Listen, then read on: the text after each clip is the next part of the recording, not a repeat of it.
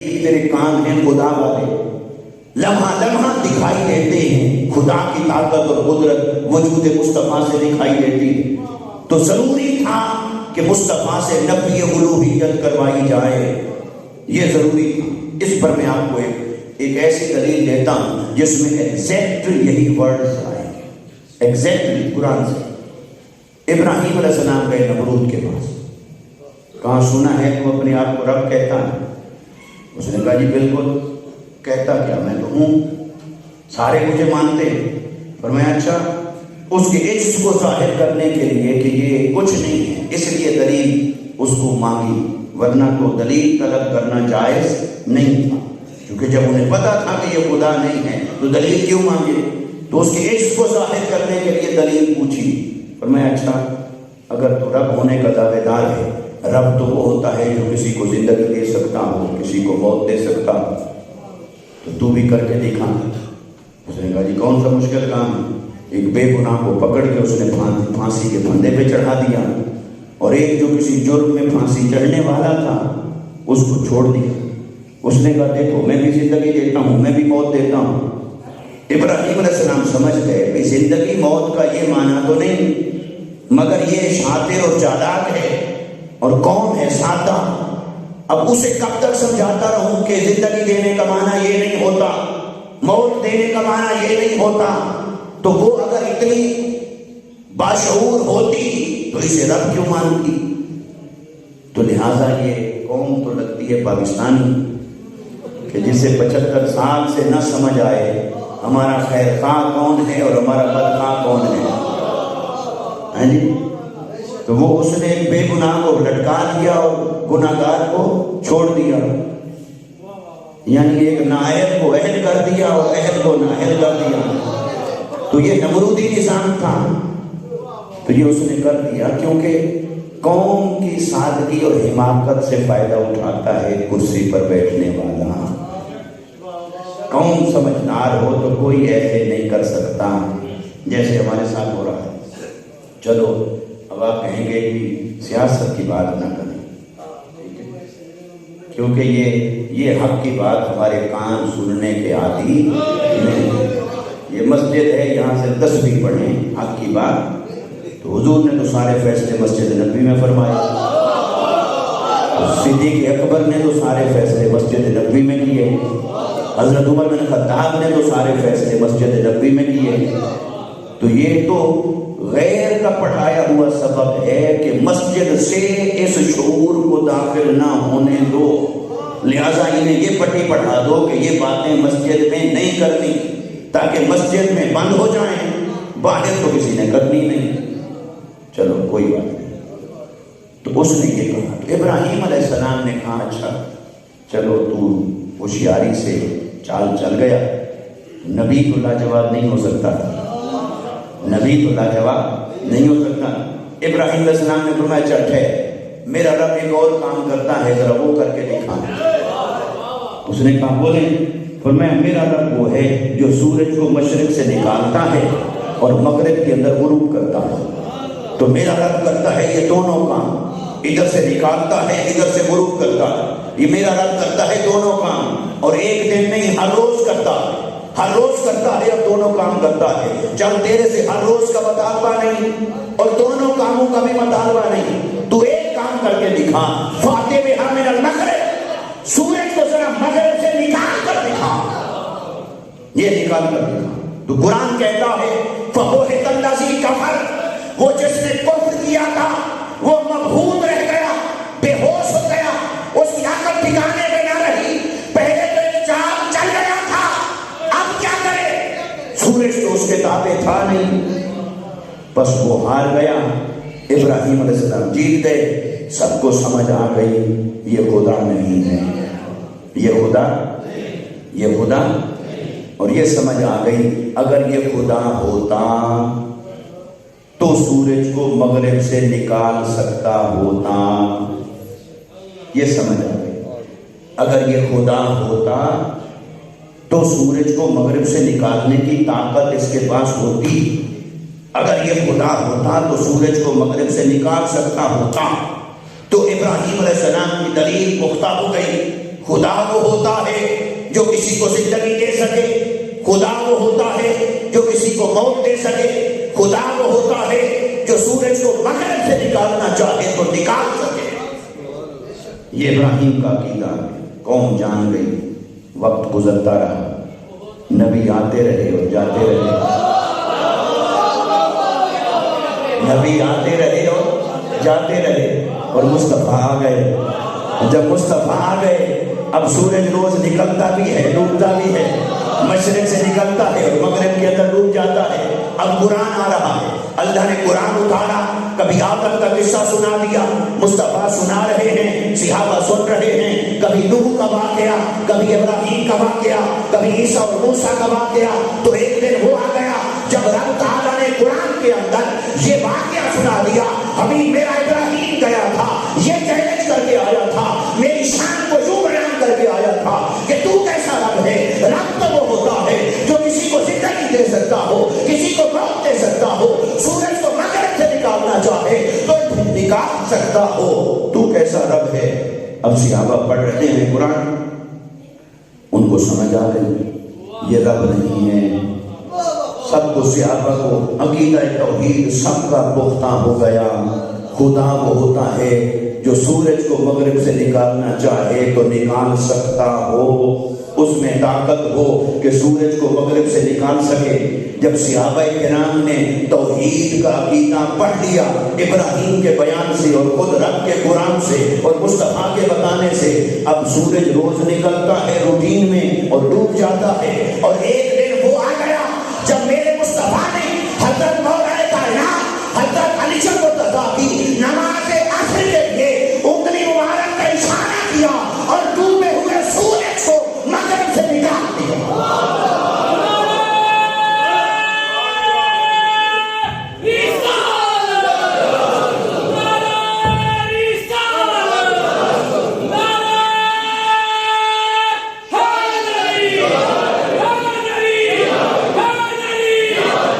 تو میری آقا صلی اللہ علیہ وسلم نے ڈوبے ہوئے سورج کو مغرب سے نکال دیا۔ اب دیکھنے والوں کو کیا لگا ہوگا؟ اللہ نے فرمایا حبیب تیرے کام ہیں خدا والے، تیرے کام ہیں خدا والے۔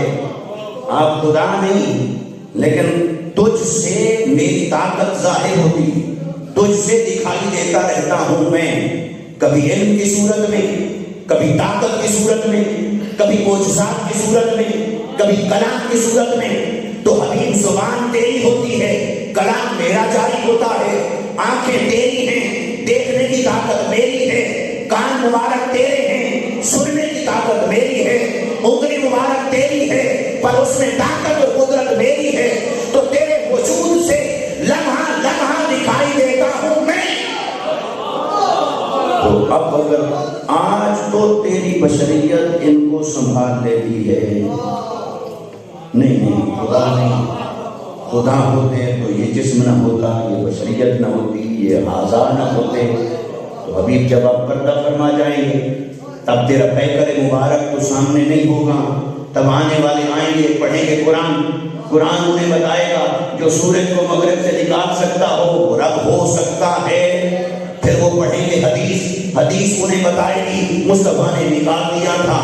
اب اگر کوئی سکرا کبرا ملا کر، کوئی نقطہ ملا کر اخذ کر کے یہ بیٹھ گیا کہ پتہ چلا مصطفیٰ خدا تھے، پھر حبیب 1 صدی بعد، 2 صدیوں کے بعد، 4 صدیوں کے بعد، 10 صدیوں کے بعد اگر کوئی آپ کو خدا بنا کے بیٹھ گیا، پوچھنے لگ گیا خدا بنایا، خدا کا شریک بنایا، خدا کا بیٹا بنایا، تو پھر ان کا ایمان کون بچائے گا؟ پہلے بھی ایسا ہوتا تھا پر میں اور نبی بھیجتا تھا، اب تو آپ خاتم النبیین ہیں، ختم نبوت کا تاج میرے سر پہ ہے۔ اب اگر کوئی بہک گیا تو ان کا ایمان کون سنبھالے گا؟ اب اگر کوئی بہک گیا ان کا ایمان کون بچائے گا؟ تو بری تعالیٰ کیا کروں؟ فرمایا حبیب جو بات کرنے کی نہیں تھی وہ اب کرنی پڑے گی۔ انہیں اپنی زبان پاک سے بتا دیجئے مجھے خدا نہ سمجھنا، میں مخلوق ہونے میں تمہارے جیسا ہوں، خدا میرا بھی وہی ہے جو تمہارا ہے، خدا میں نہیں، نہ میں خدا ہوں نہ میرا کوئی اور خدا ہے۔ میرا خدا بھی وہی ہے جو تمہارا خدا ہے، میرا معبود وہی ہے جو تمہارا معبود ہے، میرا مسجود وہی ہے جو تمہارا مسجود ہے، تمہارا اور میرا خدا ایک ہے، تمہارا اور میرا الہ ایک ہے، تمہارا اور میرا خالق ایک ہے، میں خدا نہیں۔ بس نفی الوہیت کے لیے اس آیت بشریت کو نازل فرمایا۔ اچھا، یہ جو واقعہ ہوا حضرت مولا کائنات رضی اللہ عنہ کی نماز عصر کا، یہ بھی سنا دیتا ہوں۔ آقا علیہ السلام نے حضرت علی کو بھیجا کہیں، ایک سفر پہ تھے، تو اتنے میں وہ واپس آئے تو آپ نے نماز عصر پڑھا دی۔ وہ واپس آئے تو آقا علیہ السلام نے فوراً بلا لیا، فرمایا اے علی ادھر آؤ، ذرا گود بچھاؤ، تو میں آرام کرنا چاہتا ہوں۔ قربان جائیں اس گود پر جس میں مصطفیٰ آرام فرمائے۔ وہ گود علی المرتضیٰ کی ہے، وہ گود ام المومنین حضرت عائشہ صدیقہ کی بھی ہے، وہ دیگر امہات المومنین کی بھی ہے۔ تو قربان جائیں اس گود پر جہاں مصطفیٰ سر رکھ کر آرام فرما ہوں۔ حضرت علی نے یہ کہنا گوارا نہیں کیا کہ یا رسول اللہ بس 2 منٹ دے دیں، یہ نماز پڑھ لوں۔ اگر وہ یہ بات کرتے تو کیا بے ادبی ہو جاتی؟ نماز کی بات رسول کے سامنے کون سی بے ادبی تھی؟ اور یہ نماز تو حضور نے خود سکھائی تھی، حضور تو خوش ہوتے، میری سکھائی ہوئی تعلیمات کے اوپر اتنا پکے اور پختہ ہیں، خوش ہوتے۔ مگر حضرت علی نے نہیں کہا، کیوں نہیں کہا؟ ہماری طرح بہانے والے تو نہیں تھے۔ یہ تو اس گھرانے کی بات ہے جو سر کٹانا تو جانتے ہیں، قضا کرنا نہیں جانتے۔ سر جا سکتا ہے، نماز نہیں جا سکتی، یہ تو اس گھرانے کی بات ہے۔ تو پھر کیا وجہ ہے کہ چپ ہو گئے؟ کیوں چپ ہو گئے؟ بس جو چپ ہو گئے وجہ تو ان کے دل میں ہوگی جو ہو، پر عاشقوں کو عاشقوں کے کچھ نہ کچھ راز تو پتہ ہوتے ہیں، بھئی کیسے ہوتا ہے، ایسے ہوتا ہے۔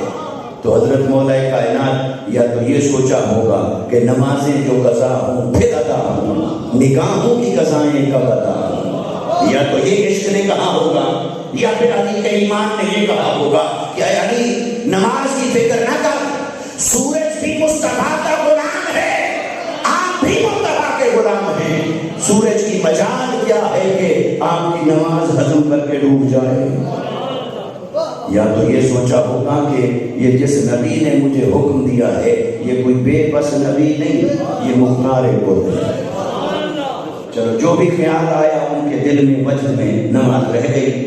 میری آقا نے آنکھ مبارک کھولی، سورج ڈوب چکا تھا، تو اللہ کی بارگاہ میں ہاتھ اٹھایا، ہاتھ اٹھائے حضرت علی کو مغموم پایا، ہاتھ اٹھائے دعا کے کلمات کیا ہیں؟ میری آقا نے عرض کی اللہم ان علیٰ کان فی طاعتک وطاعت رسولک فردد علیہ الشمس۔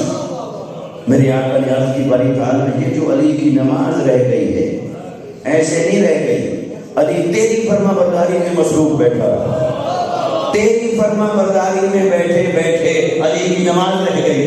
اللہ نے یہ نہیں فرمایا حبیب آپ کیسی باتیں کر رہے ہیں، نماز پڑھنا میری فرما برداری ہوتی ہے یا نماز چھوڑنا میری فرما برداری ہوتی ہے؟ اور اگر آج آپ ایسی باتیں کریں گے تو کل پڑے گا کون؟ حبیب کیسی باتیں کر رہے ہیں؟ اللہ نے کوئی ایسی آیت نہیں اتاری بلکہ اس نے کہا وَمَا يَنطِقُ عَنِ الْهَوَىٰ إِنْ هُوَ إِلَّا وَحْيٌ يُوحَىٰ۔ حبیب آپ نے سچ فرمایا، نماز چھوڑ کر بھی میری اطاعت میں تھا، کیونکہ جب ایک طرف تیرا آرام ہو اور ایک طرف میری نماز ہو، میں نے کب کہا ہے پہلے میری نماز پڑھو؟ ادھر زبان تیری تھی، فرمان میرا تھا۔ علی گود بچھاؤ، نماز کی خیر ہے وہ ہم کر لیں گے، ابھی تم آرام مصطفیٰ کا خیال کرو، نماز کی فکر نہ کر، وہ ہم کر لیں گے۔ میری آقا نے عرض کی باری تعالیٰ علی تیری فرما برداری میں تھا، وطاعت رسولک، کیونکہ تیرے رسول کی فرما برداری میں تھا۔ تو باری تعالیٰ پھر اب کرنا کیا ہے؟ تو آگے تو سمپل اتنا بات بھی تو ہو سکتی تھی، باری تعالیٰ ان کی یہ نماز معاف کر دے، ان کی یہ نماز معاف کر دے، تو ہو جاتی، ہوتی کہ نہ ہوتی؟ ہم نے تو ساری معاف کروانی ہے، ساری سنبھال کے رکھی ہوئی ہے معاف کروانے کی۔ معاف ہو سکتی تھی، کیونکہ قرآن نے کہا وَلَوْ أَنَّهُمْ إِذْ ظَلَمُوا أَنفُسَهُمْ جَاءُوكَ فَاسْتَغْفَرُوا اللَّهَ وَاسْتَغْفَرَ لَهُمُ الرَّسُولُ لَوَجَدُوا اللَّهَ تَوَّابًا رَحِيمًا۔ ہو سکتا پر یہ آپشن مصطفیٰ نے نہیں دیا۔ نماز معاف ہو سکتی تھی پر یہ آپشن حضور نے نہیں۔ اچھا ایک اور آپشن بھی ہو سکتا تھا اللہ کی طرف سے کہ اے حبیب موقع بن گیا ہے تو تیری امت میں قضا کا طریقہ نازل کرتا ہوں، موقع بن گیا ہے، جیسے پانی نہیں تھا وضو کرنے کے لیے تو تیمم کا متبادل حکم اللہ نے اتار دیا تھا، تو چلو حبیب علی کے صدقے سے یہ مسئلہ بھی آج سب کا حل ہو جائے، اگر نماز وقت پہ نہ پڑھ سکے ایسے پڑھ لیا کریں، یہ قضا ہو جائے گی۔ یہ بھی ہو سکتا تھا کہ نہیں؟ نہ تو مصطفیٰ نے کوئی اور آپشن دیا، نہ خدا نے کوئی اور آپشن دیا۔ میرے آقا نے ایک ہی بات کی، بڑے لاڈ کی بات، فَرْدُدْ عَلَيْهِ الشَّمْسِ، بڑی تعالیٰ سورج کو واپس بھیج، میرا علی نماز پڑھے گا۔ کیا ایسا ہوتا آیا تھا؟ کیا سورج ہر ایک کی نمازوں کا ذمہ دار ہے؟ وہ تب تک نہ ڈوبے جب تک ہر ایک کی نماز پوری نہ ہو۔ نہ تو ایسا پہلے ہوا کسی کے لیے، نہ بعد میں ہوا، انہونی بات، انوکھی بات، پر لاڈ تھا مصطفیٰ کا، شان تھی مصطفیٰ کی۔ میرے آقا نے عرض کی باری تعالیٰ سورج کو واپس بھیج، میرا علی نماز پڑھے تاکہ کل تنا میرے عشق کا دعویٰ کرنے والے بہانے بنا کر قضا نہ کریں، بہانے بنا کر قضا نہ کریں، اور کل کنا کوئی دشمن یہ بھی تانا نہ دے کہ حضور کے عاشق تو نماز پڑھتے نہیں، فرمایا ہو میرا عاشق اور اس کے دامن پر قضا کا دھبا لگ جائے، یہ میری محبت کو گوارا نہیں ہے، گوارا نہیں۔ تو میری آقا نے عرض کی باری تعالیٰ نہیں، سورج کو واپس بھیج، علی کے دامن پر قضا کا دھبا نہ لگے، سورج کو واپس بھیج۔ تو اللہ نے فرمایا حبیب اچھا تو پھر میں روز نکالتا ہوں، روز ڈبوتا ہوں، میرے ڈبونے اور نکالنے کو ہر کوئی جانتا ہے، ہر کوئی مانتا ہے، میری طاقت کا بھی ہر کوئی قائل ہے، پھر میں تو روز ہی کرتا رہتا ہوں۔ چلو پھر آج موقع بن گیا ہے تو ایسا کیوں نہ کروں، سورج تیرا انتظار کر رہا ہے، انگلی پاک کا اشارہ کر، سورج تیرے کہنے پر واپس پلٹ آئے، ساری خلق جان لے کہ داتا سایہ سے لے کر عرش اولا تک یہ نظام تو سارا خدا کا ہے، مگر تابع فرمان مصطفیٰ ہے۔ تو اے حبیب صلی اللہ علیہ وسلم انگلی کا اشارہ کریں۔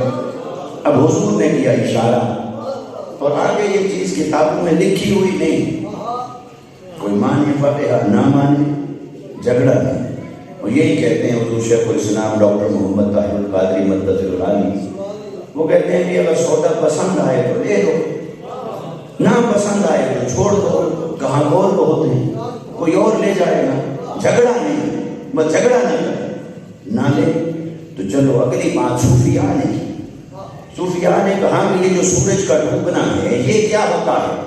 انہوں نے کہا یہ تو اس کا سجدہ ہوتا ہے، جیسے زمین کا بھی سجدہ ہے، سورج کا بھی سجدہ ہے، چاند کا بھی سجدہ ہے، پتوں درختوں کی بھی تسبیح اور سجدہ ہے، تو سورج کا ڈوبنا اس کا سجدہ ہے۔ تو پتہ کیا چلا، سورج تھا سجدے میں، اسے پہنچا حکم مصطفیٰ کہ واپس پلٹ گیا، اب لگتا ہے سورج بھی سوچ میں پڑ گیا ہوگا، بڑی تعالیٰ تیرا سجدہ پورا کروں یا تیرے مصطفیٰ کا حکم پورا کروں؟ تو اللہ نے فرمایا ہوگا کہ اے سورج ابھی بھی تجھے سمجھ نہیں آئی، تیرا تو ایک سجدہ ہے، اس علی کو دیکھ جو سارے سجدے قربان کر کے بیٹھا ہے، جا واپس پلٹ جا، پہلے علی کا سجدہ ادا ہوگا پھر تیرا بھی سجدہ قبول ہوگا۔ تو میرے آقا صلی اللہ علیہ وسلم نے اشارہ کیا اور اللہ ہوا سورج پلٹ آیا، تو اللہ نے فرمایا حبیب اب تو آپ راضی ہیں، تیرا کارڈ بھی پورا ہو گیا، تیرے علی کی نماز بھی ہو گئی، تیرا عاشق قضا کے دھبے سے بھی بچ گیا، مگر اب اس کا کیا کروں؟ وہ جو قرآن میں لکھا ہوا ہے فاتح بہا من المغرب، جو سورج کو مغرب سے نکال سکے وہ رب ہوتا ہے، اس کا کیا کیا جائے؟ تو بھری تعالیٰ تو قادر مطلق ہے، پھر تو جان، تیری توحید جانے۔ تو اس نے کہا حبیب پھر وہ جو بات کرنے کی نہیں تھی وہ کر دیتے، وہ کر دیتے ہیں قرآن کے اندر، لیکن اس میں بھی ایک بات ہے میں نہیں کروں گا، نہ سمجھنا میں مخلوق ہونے میں تمہارے جیسا ہوں۔ تو اس آیت کا مطلب یہ نہیں کہ مصطفیٰ کو بشر سمجھو، اس آیت کا معنی یہ ہے مصطفیٰ کو خدا نہ سمجھو، معجزات مصطفیٰ، کمالات مصطفیٰ، شان مصطفیٰ کو دیکھ کر مصطفیٰ کو خدا نہ بنا لینا۔ کوئی کہے کہ یہ کیسے ہو سکتا تھا؟ حبیب ہو سکتا کیا، یہ تو ہوتا آیا ہے۔ اللہ نے بھیجے تھے نبی، ان کو دیے معجزات، کسی کو 2 کسی کو 4، تو چند صدیوں کے بعد یہی انسان انہیں خدا بنا کے بیٹھ گیا، خدا کا بیٹا بنا کے بیٹھ گیا، خدا کا شریک بنا کے بیٹھ گیا۔ یہی ہوا حضرت عیسیٰ علیہ السلام کے بارے میں، صرف ایک معجزہ ظاہر ہوا، اللہ نے بغیر باپ کے پیدا کر دی۔ کون سی بڑی بات تھی؟ اس نے آدم کو بغیر باپ کے اور بغیر ماں کے پیدا کر دیا، حضرت حوا کو بغیر ماں کے پیدا کر دیے، ایک مرد سے پیدا کر دیے۔ تو حضرت عیسیٰ علیہ السلام کو اگر ماں سے عورت سے پیدا کر دیا تو کون سی بڑی بات تھی؟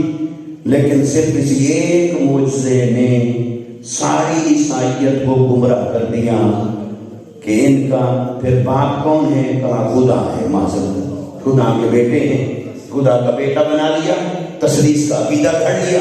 اللہ نے فرمایا حبیب جن کی زندگیوں میں میں نے ایک معجزہ ظاہر کیا، ان کو تو یہ انسان خدا بنا کے بیٹھا ہے، مجھے اس انسان کا بھی پتا ہے، اس کی ہسٹری کا بھی پتا ہے، اس کے خاتمے کا بھی پتا ہے، یہ چند معجزات کو ہضم نہیں کر پاتا، انہیں خدا بنا لیتا ہے۔ حضرت عزیر علیہ السلام کو خدا بنا کے بیٹھے تھے یہود، تو اے حبیب جن کو میں نے دیے چند معجزات، ان کو تو یہ خدا بنا کے بیٹھا ہے، تیرے چند معجزات نہیں، تیری تو ذات ہی سراپا معجزہ ہے۔ تیرا چلنا پھرنا بھی معجزہ، تیرا اٹھنا بیٹھنا بھی معجزہ، تیرا جاننا بھی معجزہ، علم بھی معجزہ، انگلی کا اشارہ بھی معجزہ، تیرا پسینہ بھی معجزہ، تیرا قرآن مبارک بھی معجزہ، تیرے قدم کا چلنا بھی معجزہ، تیری آنکھ کا دیکھنا بھی معجزہ، حبیب تیری ذات ہے سراپا معجزہ۔ اب اگر یہ انسان کل کنا بہت گیا، چلو پہلے تو میں پھر اور نبی بھیجتا تھا، اب تو آپ خاتم النبیین ہیں، تو حبیب جو کام میں نبیوں سے لیتا تھا وہ سارا اسی ایک آیت سے لوں گا۔ جو کام میں نبیوں سے لیتا تھا کہ نبی کو خدا نہیں بنانا، وہ میں اسی ایک آیت سے لوں گا۔ یہ تیری بشریت بتانے کی ضرورت نہیں، وہ تو نظر آ رہی ہے، وہ تو ویزیبل ہے، ہر ایک کو دکھائی دے رہا ہے مصطفیٰ کی بشریت۔ تو بشریت بتانے کے لیے یہ آیت نہیں اتری، انما الہکم الہ واحد، نفی الوہیت کے لیے رب نے اس آیت کو اتارا۔ اچھا وہ جو کچھ لوگ ہیں وہ کہتے ہیں کہ یہ جو رد شمس والا واقعہ ہے یہ تو ہے ہی نہیں، سورج لوٹانے والا ہے ہی غلط۔ کیسے غلط ہے؟ میں بخاری نہیں۔ اچھا بھائی تیرا ایمان حدیث مصطفیٰ پر ہے یا امام بخاری پر ہے؟ اگر تو تیرا ایمان ہے حدیث مصطفیٰ پر، تو اس کو چاہے بخاری لکھے، مسلم لکھے، ترمذی لکھے، ابن ماجہ لکھے، ابو داؤد لکھے، حاکم لکھے، نووی لکھے، جو کوئی لکھے، ہاں سند کی بات کرو، رجال کی بات کرو، مگر یہ کیا بات ہوئی کہ بخاری میں نہیں تو نہیں، تو بخاری میں تو اور بھی بہت کچھ نہیں۔ یہ کون سا کوئی علمی بات ہے کہ بخاری میں نہیں تو نہیں؟ یہ تو کوئی علمی بات نہیں۔ اچھا بھائی تمہیں کیوں لگتا ہے کہ یہ غلط ہے؟ اس کو تو حافظ ابن کثیر نے لکھا البدایہ والنہایہ میں، امام ذہبی نے لکھا میزان اعتدال میں، یہ میں حوالے دوسری طرف کے دے رہا ہوں جن کو وہ مانتے ہیں جو اس کا انکار کرتے ہیں، اور امام سیوطی نے لکھا، کئی ائمہ نے لکھا۔ آخری بات آج آ کے رہ جاتی ہے ولی نہیں، پھر بھی ہم نہیں مانتے۔ کیوں بھائی؟ اس لیے کہ یہ قرآن کے خلاف ہے، تو جو قرآن کے خلاف ہو وہ حدیث کیسے ہو سکتی ہے؟ اچھا بھی قرآن کے خلاف کیسے ہے؟ وہ ایسے ہے کہ اللہ نے فرمایا الشمس تجری لمستقر اللہ ذالک تقدیر العزیز العلیم، اللہ نے سورج کا راستہ مقرر کر دیا ہے، وہ مقرر راستے پر آتا ہے، مقرر راستے پر جاتا ہے، تو یہ ہے قرآن۔ اچھا بھائی حدیث بتا رہی ہے اس کا راستہ بدل گیا، قرآن کہتا ہے راستہ مقرر ہے، کبھی تبدیل نہیں ہوتا، تو جو قرآن کے خلاف ہو وہ تو حدیث نہیں ہوتی۔ اچھا بھائی یہ سورہ یاسین والا قرآن تمہیں نظر آیا ہے، سورہ کہف والا قرآن نظر نہیں آیا۔ سورہ یاسین قرآن میں ہے تو سورہ کہف کدھر ہے؟ سورہ کہف والا قرآن کیوں نہیں نظر آیا تمہیں؟ سورہ یاسین والا قرآن نظر آیا ہے کہ سورج کا راستہ مقرر ہے، اور سورہ کہف والا قرآن نظر نہیں آیا کہ بنی اسرائیل کے اولیاء اصحاب کہف وہ غار کے اندر سو گئے، اور غار کا دونوں طرف سے دہانہ کا کھلا ہوا، ادھر سے بھی منہ بنا ہوا دروازہ، ادھر سے بھی اگر سورج نکلتا دھوپ پڑتی، غروب ہوتا تب بھی دھوپ پڑتی۔ اللہ نے فرمایا اے سورج خبردار، یہ سونے والے کوئی عام لوگ نہیں، یہ میرے دوست ہیں، یہ اولیاء ہیں۔ اچھا بری تعالیٰ کیا کروں ان کی آرام میں خلل نہ آئے؟ بری تعالیٰ پھر میں اس میں کیا کروں؟ تو قادر مطلق ہے، میں تو گزروں گا، گزر جاؤں گا، کیا تو اس بات پر قادر نہیں کہ میں گزروں اور دھوپ وہاں نہ جائے؟ کیا تو اس بات پر قادر نہیں کہ دھوپ جائے مگر دھوپ کی تاثیر نہ جائے؟ کیا تو اس بات پر قادر نہیں کہ دھوپ بھی جائے، تاثیر بھی جائے، مگر وہ سوئے رہیں، ان کے آرام میں خلل نہ آئے؟ اور کیا تو اس بات پر قادر نہیں کہ پھر یہ اس پہاڑ کو، پتھر کو حکم دے کے آگے بند ہو جائے، اس کو بھی حکم دے کے بھی بند ہو جائے؟ اللہ نے فرمایا مجھے رستے نہ بتا، میں قادر مطلق ہوں، مجھے سب پتا ہے، میں نے صرف انہیں دھوپ سے نہیں بچانا، ان کی شان کو بھی دکھانا ہے، ان کی عظمت اور مقام کو بھی دکھانا ہے۔ تو بری تعالیٰ کیا کروں؟ فرمایا بس جب یہاں سے نکلے اور یہاں پہنچے کہ دھوپ ان پر پڑنے لگے گی، تو فرمایا پھر راستہ بدل جا، پھر ادھر ہو جا، پھر راستہ بدل کے وہ سفر طے کر، پھر واپس آ جانا اپنے مدار کے اوپر، پھر آ کر پورا سفر طے کرنا، پھر جب ڈوبنے لگے پھر اس مقام تک پہنچے، پھر بھی راستہ بدل، پھر سفر طے کر، پھر مدار پہ آ جا۔ بری تعالیٰ یہ اتنا سارا کام میں کروں، یہ کب تک سوئے رہیں گے؟ کتنی بار کرنا ہوگا؟ فرمایا یہ چھوڑو، چاہے وہ ایک دن سوئے، ہفتہ، مہینہ، سال، صدی، ارے وہ 309 سال تک سوئے رہے۔ سورج ہر روز طلوع کے وقت بھی راستہ بدلتا تھا، غروب کے وقت بھی راستہ بدلتا تھا۔ وہاں بنی اسرائیل کے اولیاء کے لیے سورج راستہ بدلے، تیرے فتوے کو کوئی فرق نہیں پڑا۔ حضرت مولا کائنات کے لیے ایک دن راستہ بدل جائے، تیرا فتویٰ جاگ اٹھا ہے۔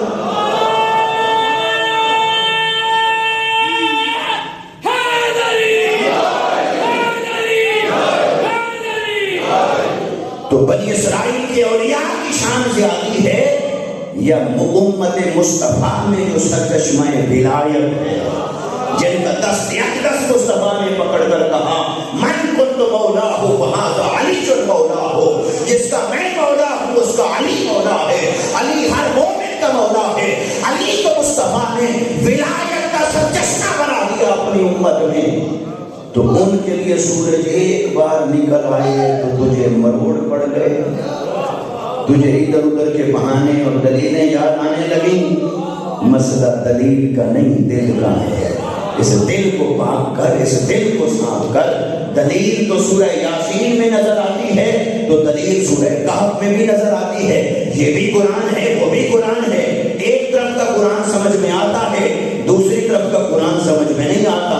اس طرف کا قرآن تو سمجھ میں آتا ہے، مصطفیٰ نے یہ کہا میں تمہارے جیسا، تو وہاں نظر نہیں آتا جب اس نے کہا لیسا کمثلہ، اس کے نور کی مثال کوئی ہے ہی نہیں، اور وہاں نور سے مراد نور مصطفیٰ ہے۔ تو قرآن سارا مانو، یہ نہیں کہ پک اینڈ چوز نہیں، جو مطلب کا ہے وہ مانو، جو پسند نہیں وہ نہ مانو۔ یہ کیا ایمان ہے؟ یہ بھی کوئی ایمان ہے؟ ایمان تو یہ ہے کہ پورے قرآن کو مانو۔ اب آقا اسلام کی بشریت، اب میرا خیال وقت کافی ہو گیا ہے، گھڑی بھی نہیں ہے، تو ایک بات آخری وہ عرض کرتا ہوں، بس 1.5 گھنٹہ کے بعد کتاب ہوتا ہے، تو لیکن آخری بات کا مطلب یہ نہیں کہ 2 منٹ، ممکن ہے وہ آدھے گھنٹے کی بات آخری ہے، لیکن وہ بات کیا ہے؟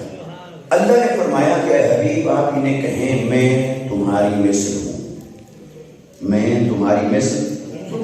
اور حضور بیٹھے صحابہ کے سامنے اور روزے رکھ دیے. انہوں نے حضور کو دیکھ کر 3 دن بغیر کھائے پیے رنگ پھیکے پڑ گئے، کمزوری، نکاہت. مسجد میں آ رہے ہیں دیوار کا آستہ لے کر، حضور کو کچھ بھی نہیں ہوا، حضور کی بشریت کو کوئی فرق نہیں پڑا، وہ کمزور ہو گئے.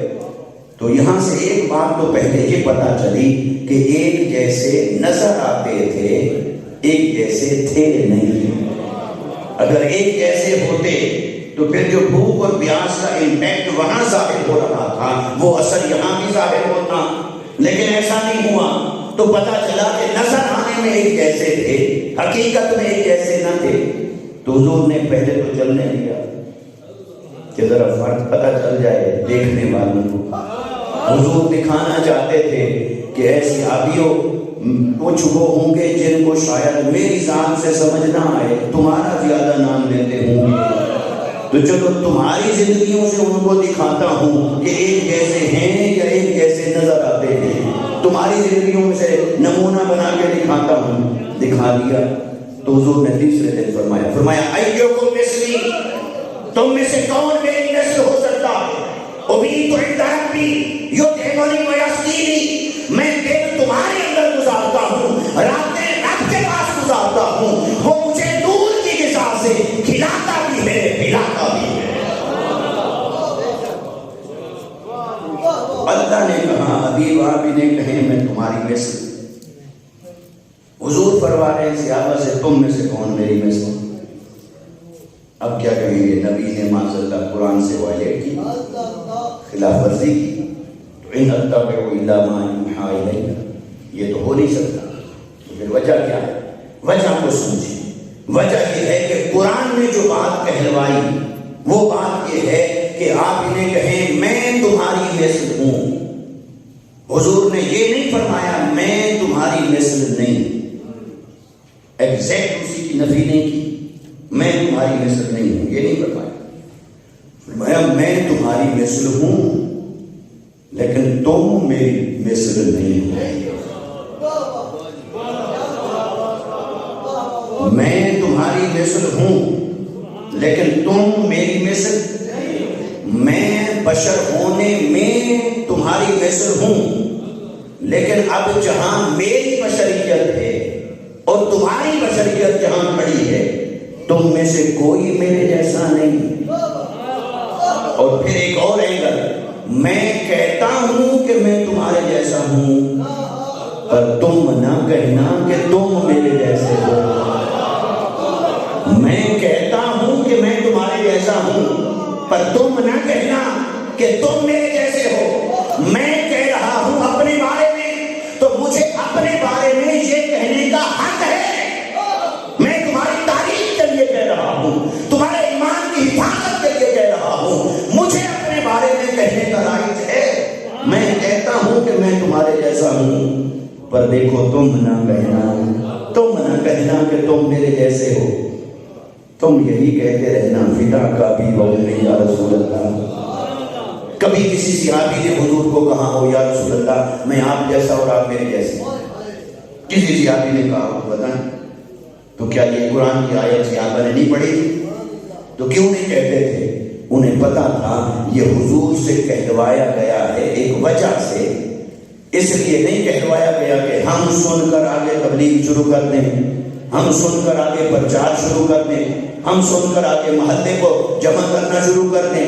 انہوں نے بات کی تو معنی اور ہے، ہم کریں گے تو معنی بدل جائے گا. تو مصطفیٰ نے فرمایا میں کہتا ہوں کہ میں تمہارے جیسا ہوں پر تم نہ کہنا کہ تم میرے جیسے. اس لیے دوستو ایک ہے نبی کا بشر ہونا، ایک ہے نبی کو بشر کہنا. اس میں فرق ہے. بشر تو ہیں جو نہ مانے کافر، حضور کی بشریت کو جو نہ مانے کافر ہو جائے. مگر بشر کہنا، قرآن سے اگر سٹڈی کر کے نتیجہ نکالیں کہ نبی کو بشر کس کس نے کہا تو 4 آپ کو ملیں گے جنہوں نے نبی کو بشر کہا. 4 اللہ نے کہا نبی کو بشر، انی خالق بشرا من صلصال من حمأ مسنون. آدم علیہ السلام کی بات کی اللہ نے کہ میں نے مٹی سے بشر بنایا. تو بشر کہا، نبی کو بشر کہا خدا نے. اس آیت کے مطابق نبی کو بشر کہا خود نبی نے. تو نبی کو بشر کہنے والا یا تو خدا ہے یا خود نبی ہے، یا نبی کو بشر کہنے والا ابلیس ہے. اس نے کہا میں سجدہ نہیں کرتا، ایک بشر ہیں مجھے آگ سے بنایا. یا نبی کو بشر کہنے والے ہر دور کے کافر ہیں. ما نراک الا بشرا مثلنا. ارے اول کافر کبھی دکھائیے کسی نبی کی امت نے نبی کو کہا ہو کہ آپ ہمارے جیسے بشر ہیں. اہل ایمان نے کبھی نہیں کہا. اہل ایمان نے مانا ہے کہا نہیں. مانا ہے کہا نہیں. کہا کس نے؟ چار نے. کہا کس نے؟ بولیے کس نے؟ اب جو کہتا پھر رہا ہو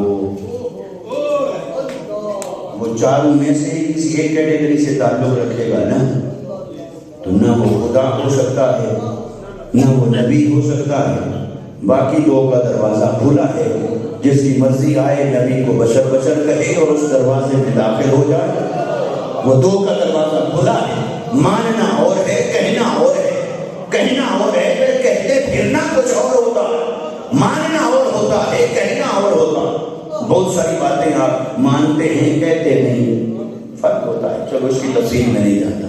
اب آئیے حضور نے فرمایا تم نہ کہنا میں کہتا ہوں میں تمہاری مثل بشر ہوں، پر تم نہ کہنا کہ تم میری مثل بشر ہو. اچھا آپ کہیں گے یہ فرق کیسے پیدا ہو گیا؟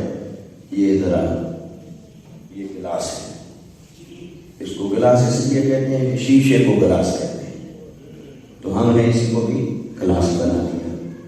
تو یہ شیشہ جو ہے یہ کس سے بنتا ہے؟ یہ مٹی کی ایک قسم ہے، اس کو کہتے ہیں سلیکا سینٹ. تو وہ پاکستان میں بھی ہے. اس وہ میٹیریل ہے، بیسک میٹیریل اس کا وہی ہے. یہ آپ اینک دکھائیں. تو یہ اینک کا جو شیشہ ہے یہ بھی شیشہ ہے، یہ بھی اسی سے بنا ہے. تو اگر آپ مجھے اگلے سال بلائیں اور میں قلعہ باغ کے پہاڑوں سے ایک شاپر بھر کے لے آؤں سلیکا سینٹ کا اور یہاں رکھ دیں، اور آپ ذرا 1 درجن اینکیں بھی یہاں رکھ دیں، اور آپ کہیں بھئی یہ میلاد والوں کے لیے قرآن اندازی ہوگی. کسی کے نصیب میں اینک آئے گی، کسی کے نصیب میں وہ مٹی آئے گی. تو جو وہ مٹی اور یہ اینک ایک جیسی چیز ہے، کوئی فرق نہیں ہے. یہ مٹی اسی مٹی سے تو یہ بنا ہے، اور یہ وہی مٹی ہے، اور یہ اسی کا اوریجن ہے، اور یہ اسی سے بنا ہے. تو یہ لے جاؤ تو یہ ایک ہی جیسی چیز ہے، کوئی فرق نہیں ہے. تو بولے کوئی دے گا؟ جو چپ بیٹھے ہیں وہ کہتے ہیں چلو جو دے دو، مٹی دے دو، چلو جو دے دو. کوئی دے گا؟ اچھا نہیں دے. کیوں؟ اب فرق ہے. ایک سمجھدار آدمی اٹھ کے کھڑا ہوگا، وہ کہے گا بھی سنو یہ ایک جیسے نہیں ہے، ایک جیسے. وہ کہے گا ایک زمانہ تھا جب یہ ایک جیسے ہوں گے، لیکن اب ایک جیسے نہیں ہیں. وہ مٹی کی مٹی ہے، یہ کہیں کا کہیں پہنچ گیا ہے. وہ مٹی وہیں کی وہیں پڑی ہے، یہ کہیں کا کہیں پہنچ گیا. بھئی یہ فرق کیسے پڑا؟ ایک کاریگر اس نے مٹی کو خریدا، اپنی انڈسٹری میں لایا، انڈسٹری میں لا کر اس نے اسے پیوریفائی کیا، اس کی کثافتوں کو دور کیا، اسے لطیف سے لطیف تر بنایا، پھر اس میں کچھ کیمیکل ملایا، پھر اس کو ہیٹ اور تپش کی ایک خاص ٹیمپریچر پہ لے جا کر اس کو پیوریفائی کر دیا، مشین سے گزار کر اسے وہاں پہنچا دیا کہ اب مٹی مٹی ہے، یہ کہیں کا کہیں پہنچ گیا ہے.